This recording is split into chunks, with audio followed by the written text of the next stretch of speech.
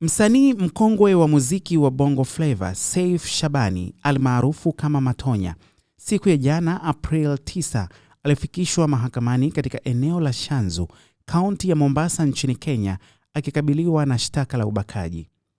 Kwa mujibu wa gazeti la Daily Nation la Kenya, imeripotiwa kuwa upande wa mashtaka uliieleza mahakama kuwa April 7 katika jengo la Josi Joka Apartment lililopo Nyali, msanii huyo anadaiwa kumwingilia kimwili mwanamke aliyetajwa katika nyaraka za mahakama kwa herufi JG kwa kutumia nguvu.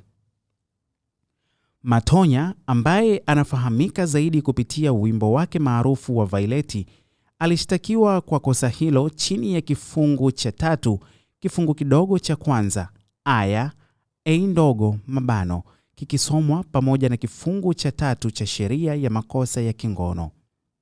Mbali na shtaka hilo, msanii huyo pia anakabiliwa na shtaka mbadala la kufanya kitendo kisichofaa kwa mtu mzima.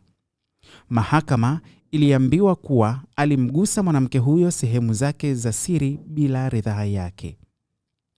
Baada ya kusikiliza maelezo hayo ya upande zote, mahakama iliamuru mshtakiwa kupewa dhamana ya shilingi 500,000 za Kikenya, sawa na shilingi milioni 10 za Kitanzania, kwa sharti la kuwepo mdhamini mmoja raia wa Kenya mwenye dhamana ya kiasi kama hicho.